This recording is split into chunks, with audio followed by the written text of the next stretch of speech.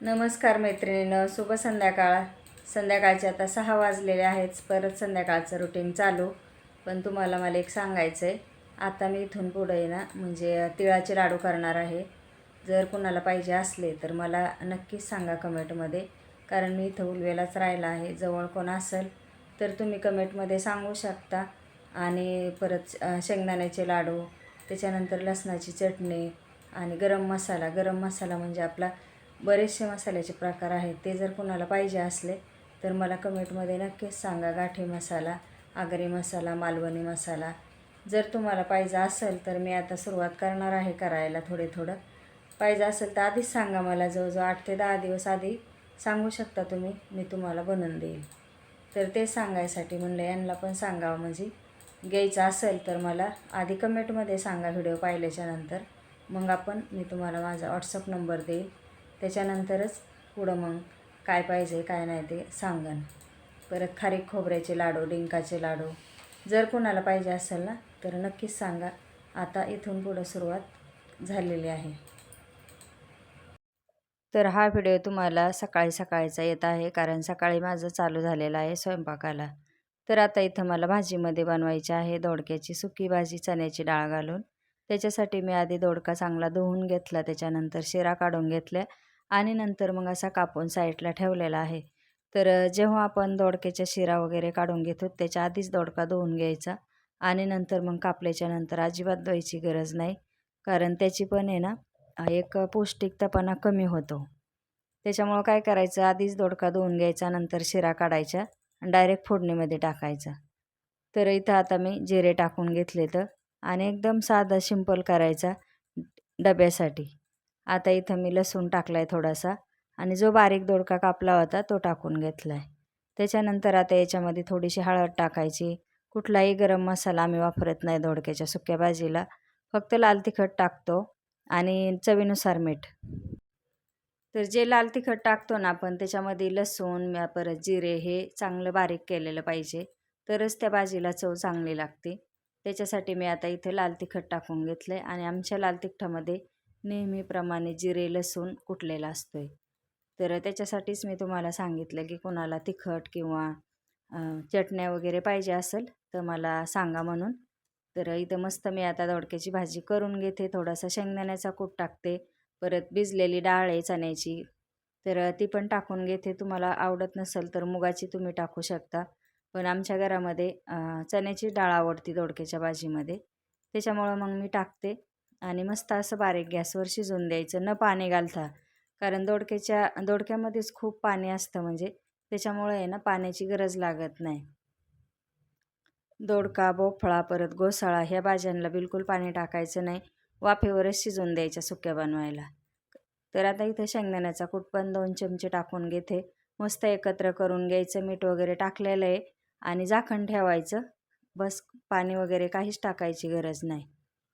तर असं सकाळी माझं डब्याचं काम चालू झालं होतं. म्हणलं चला तुम्हाला पण शेअर करावं थोडंसं मी कशी दोडक्याची भाजी बनवते. तर पहा आता इथं पुढे. आता मी झाकण ठेवले आणि ह्या झाकणावर काय करायचं, पाणी टाकून घ्यायचं. मग जी पाण्याची वाफ तयार होते तीच भाजीमध्ये येऊन शिजली जाते. त्याला पाण्याची पण गरज लागत नाही. आणि ती भाजी, पाण्याची भाजी खाऊन पहा आणि अशी वाफेवरची भाजी खूप फरक राहतो. त्याच्यामुळं काय करायचं, पाण्यावरच्या वाफेवरच भाजी म्हणजे सुकी भाजी शिजवून घ्यायची. तर त्याच्यानंतर मग आता मस्तपैकी आपला दोडक्याची भाजी शिजली का पाहूया. मी आता हळूच झाकण काढते पकडेने, कारण पाणी पूर्ण उकळलेलं आहे वरचं ताटावरचं. आणि हे पहा मस्त असं पाणी याला पण सुटलेलं आहे ऑटोमॅटिक. तर आता खालीवर करून घेते आणि एकत्र मिक्स करून घेते. तुम्हाला जर पाणी एकदम कोरडी करायची असेल तर तेच पूर्ण पाणी तुम्ही आटवून द्या. त्याच्यानंतर तुम्ही मग डब्यासाठी नेऊ शकता, किंवा असंही घरामध्ये खायचे असेल तर थोडंसं पाणी ठेवलं असं वाफेवरचं तरी पण चालेल. तर आता इथं मस्त माझी भाजी पण तयार झालेली आहे दोडक्याची सुकी. त्याच्यानंतर आता मला टिफिन भरायचं आहे. चपाती करून घेतलेल्या आहे आता.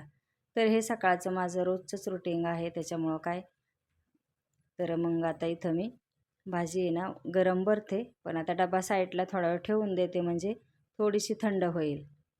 कढईतले वेळ लागेल थंड व्हायला, म्हणून डब्यात थोडीशी भरून घेते आणि बाजूला ठेवते. त्याच्यानंतर मग झाकण लावून देणार आहे. तर म्हटलं चला आता स्वयंपाक तर सकाळचा करून घेतला आहे, घरात थोडीशी साफसफाई पण करायची. कारण कुठलं ना कुठलं काही ना काही खराब निघतंच, त्याच्यामुळं मग ते करायलाच लागतं थोडं थोडं. एकदम पूर्ण साफसफाई करायला काही जमत नाही. तर मग अख्खा पूर्ण 2-3 दिवस त्याच्यामध्येच जातील, म्हणून मग मी काय करते, कधी हे कधी ते थोडं थोडं थोडं क्लीन करून घेते. तर ही खुर्ची आमची अशीच बसायची आहे, कपडे वगैरे मी त्याच्यावर ठेवते. तर तीसुद्धा एवढी धुळीने पूर्ण खराब झाली होती. तर थोडीशी मी साबण लावून आधी घासून घेतली, त्याच्यानंतर मग पुसून घेते. तर आपण असं म्हणतो वस्तू ठेवलेल्या आहेत, काय नाही. पण ती वस्तू बाहेर काढली ना, त्याच्यावर एवढी धूळ वगैरे बसलेली असते. पूर्ण काळी किट्ट झाली होती. मी आधी घासून काढली, नंतर पुसून घेतली. त्याच्यानंतर मग आता इथं मी साईडला ठेवून, तर आता कपड्याने चांगली क्लीन झालेली आहे आणि किती एकदम स्वच्छ निघाली पांढरं शुभ्र. त्याच्यानंतर आता गॅलरीमध्ये आले. गॅलरीमध्ये पण मला भरपूर काम आहे. तर तेच म्हणलं आज चला तुमच्यासोबतसुद्धा थोडंसं शेअर करावं घरातलं किरकोळ. तर म्हणलं आता लसूण आहे ना, माझ्या मैत्रिणीच्या आईने दिला होता. आम्ही जवळजवळ आता 2-3 महिने झाले तेव्हा त्यांच्या घरी गेलो. तर त्यांनी 5 ते 6 जुड्या मला लसणाच्या दिल्या होत्या. मग मी आल्याच्यानंतर काय केलं, गॅलरीमध्ये बांधून ठेवला. कारण हवेने चांगला राहतो, खराब होत नाही. पण ते काय व्हायला लागलं, कावळे, कबुतरं, चिमण्या त्याच्यापाशी जमा व्हायला लागल्या आणि एक एक एक एक त्याचं पाचोळा घेऊन जायला लागल्या, खाली पाडायला लागल्या. लसणाच्या कुड्यासुद्धा खाली पाडून द्यायच्या. मग मी तो पूर्ण सोडला. त्याच्यानंतर मग तो सगळा साफ करून घेतला आणि एका टोकरीमध्ये भरून ठेवला. तर लसूण दिसत असेल तुम्हाला कुंडीमध्ये लावलेला, थोडासा लावला. इथं नागवेलीचं पान आहे म्हणजे नागिनीचं, ते सुद्धा वेल लावलेली आहे. मस्त असा लसूण साफ करून झाला. त्याच्यानंतर परत किचनमध्ये आले. तर बायकांचे कामं काय संपत नाहीत सकाळ उठल्यापासून ती संध्याकाळपर्यंत. लसूण साफ करून घेतल्याच्या नंतर पूर्ण गॅलरी वगैरे मी पाणी टाकून धुवून घेतली, झाडांना पाणी घातलं. त्याच्यानंतर कपडे सुकायला टाकले आणि मग बाकीचं इकडं किचनमध्ये येऊन किचन वगैरे पुसून, गॅस बीस पुसून निर्मळ करून लगेचच भांडी घासायला घेतले.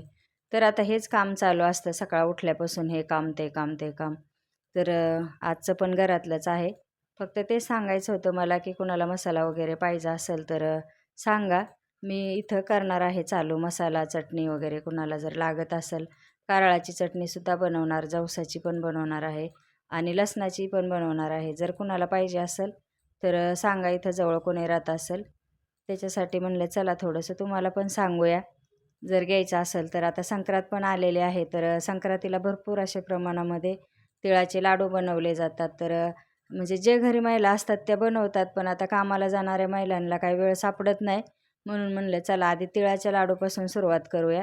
मग बघू किती त्याला म्हणजे घ्यायला कोण हे करतंय ती. त्याच्यासाठी मग आता मी थोडीशी सुरुवात करते. तुम्हाला आता 1-2 दिवसामध्ये मी तिळाच्या लाडूची रेसिपीसुद्धा दाखवीन आणि टाकीन व्हिडिओमध्ये कशी बनवते ते. एकदम मस्त असे तिळाचे लाडू देणार आहे किंवा शेंगदाण्याचे आणि गुळातले, ते पण साखरेचे पण नाही, एकदम गुळ घालून असे लाडू बनवणार आहे. तर आता इथं भांडे घासून घेते, सगळं माठ वगैरे भरून घेते पाण्याच्या. किचन बिचन सगळं आता आधी स्वच्छ करून ठेवले, फक्त भांडे घासायचे राहिले होते. तर चला मग कसा वाटला व्हिडिओ, सकाळपासून ते संध्याकाळपर्यंतची रुटीन. लसूण पण कसा वाटला ते पण सांगा आणि नवीन असेल तर चॅनलला सबस्क्राईब करा. व्हिडिओ पूर्ण पाहत जा, अर्धा व्हिडिओ सोडत जाऊ नका. तर चला मग परत आता भेटूया पुढच्या मोठ्या व्हिडिओमध्ये, परत उद्याच्या. आता इथून पुढं परत संध्याकाळचं चहा पाणी, त्याच्यानंतर स्वयंपाक. आज काय कुठं बाहेर वगैरे आम्ही गेलो नाही तर आता उद्या दत्त जयंती आहे. बघू उद्या जर कुठं दत्त जयंती मंदिरामध्ये पाया पडायला जर गेले तर तिथलं थोडंफार तुम्हाला मी दाखवीन. बघू, चाललं आहे असं जायचं आहे उद्या कुठंतरी मंदिरात पाया पडून येऊ आम्ही सगळे जाऊन. तर मस्त असं गॅसवरच्या जी असतात ना प्लेटा, त्या तर रोज स्वच्छ करायला लागतात, नाही तर पूर्ण त्याच्यावर कट येतो तेलकटाचा. त्याच्यामुळं म्हणलं चला आता त्या पण घासून घेते. गॅस वगैरे सगळं आधीच घासून ठेवलं. पाण्याचा माठ पण रोज भरायला लागतो, नाही तर पूर्ण खराब होतं ते. पीठ मळते ना सकाळचं, ते पिठाचं चाळलेलं लगेच त्याच्यावर जाऊन उडतं. तर अशा पद्धतीने माझं सकाळचं काम चालू झालेलं होतं. तर जवळजवळ मला 2 ते 2:30 वाजले सगळं आवरूसपर्यंत आणि त्याच्यानंतर जेवणं वगैरे करून घेतले. थोडासा आराम केला आणि परत मग संध्याकाळचं. तर खूप असं तेलकट होतं, कारण किचनच्या शेगडीच्या समोर आहे ना, आमच्याकडे खिडकी नाही आहे. इकडे साईडला खिडकी आहे, तर पूर्ण तेलकटाचं सगळ्या भांड्यांवर लाद्यांवर बसतं, तर त्याच्यामुळं मग हे सगळं स्वच्छ करायलाच लागतं रोजच्या रोज. आणि घाण तर मला आवडत नाही बिलकुल असं ठेवलेलं पारूसं. सगळीकडून कपडा वगैरे फिरून झाला ना तर घरात पण स्वच्छ चांगलं वाटतं.